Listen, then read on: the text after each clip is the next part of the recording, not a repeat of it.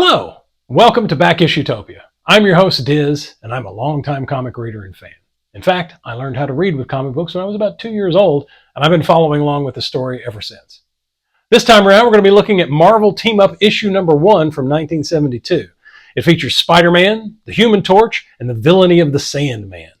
So let's dive in and see what makes this issue so special. This is Spider-Man and the Human Torch chasing down the Sandman on Christmas Eve, only to find out that the bad guy's not quite as bad as they thought he was. This was scripted by Roy Thomas, and the art was by the amazing Ross Andru. And while the script does have some of the breathless expositional style that Stan Lee had pushed into Marvel Comics in the 60s and 70s, you can feel Thomas trying to rein it in a little bit, trying to make it a little grittier, a little more modern and realistic for 1972, I guess. All that's to say is, unlike most comics from the early 1970s, this one is actually a pretty good read. And better yet, Spider-Man is funny in this. And the foundation of his now legendary friendship with the Human Torch is laid down here and in subsequent issues of this series. Now, while the writing is great, what really caught my young eye was the amazing work by Ross Andru. While folks like Jack Kirby and Steve Ditko rightfully get the credit for co-creating the majority of the characters at Marvel, it was artists like Andru and John Romita that kept them fresh and vibrant through the 70s and helped imprint them into the collective consciousness of the public. So, for example, if you think of your favorite Spider-Man merchandise, like a t-shirt or a mug, chances are that's a piece of John Romita art that's on there. I mean, just look at these panels.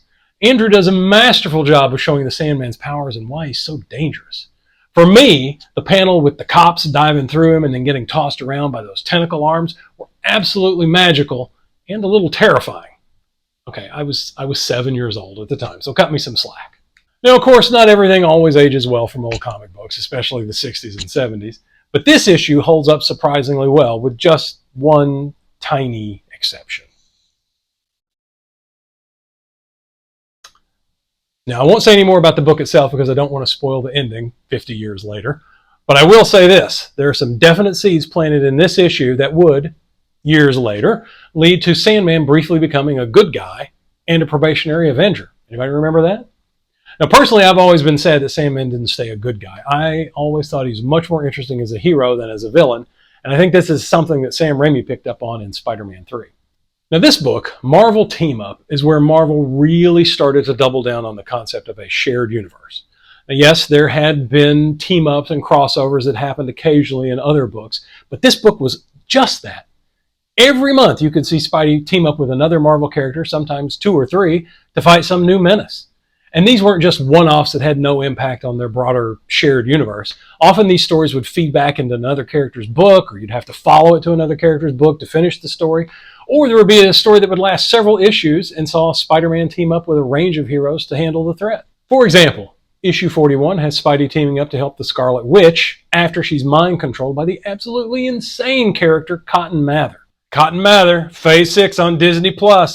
Calling it now. But over the next few issues, the story expands to bring in the Vision, Moondragon, and even Doctor Doom.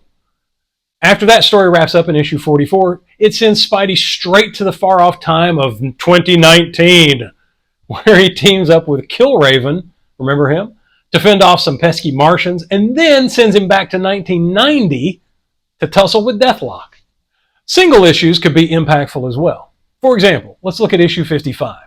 This was written by Bill Mantlo and drawn by John Byrne and Dave Hunt, who provided inks.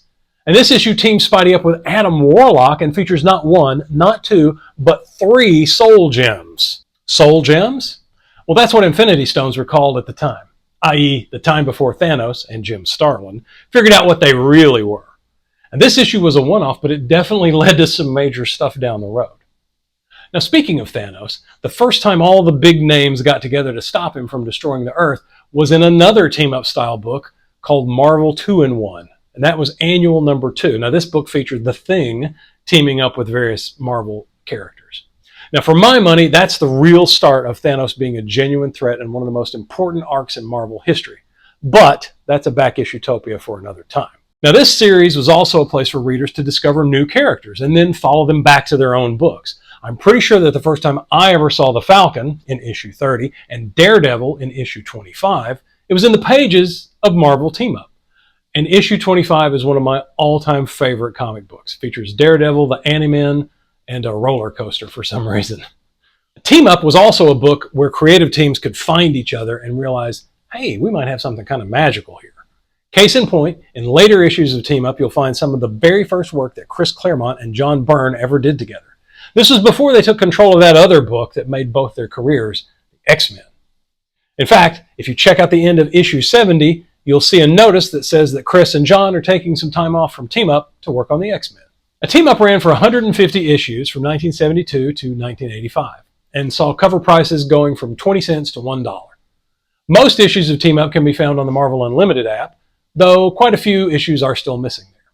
You can also find a lot of these issues on Comixology. Of course, you can and should visit your local comic shop to see what issues they might have available in their stacks.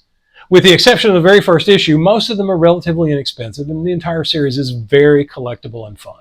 There have been quite a few reboots of Marvel Team Up over the years, including an absolutely cracking 25-issue run from 2004 to 2006 that was written by none other than Robert Kirkman, and includes a crossover with Invincible. Yeah, that does deserve its own video. I agree. The original Marvel Team Up was a fantastic series, set at the dawn of the Marvel Age, and it's had an outsized impact on comics and, I'd say, our culture as well. This series laid the groundwork for Marvel's shared universe and events like Secret Wars and, yeah, even the MCU itself. So what do you think? What's your favorite Team Up story or arc? What are some stories that spun out of Team Up that had an impact on the wider Marvel universe? Leave your thoughts in the comments and be sure to hit that subscribe button and the bell to be notified when the next issue of BackissueTopia hits the stands. I'm Diz. Thanks for watching.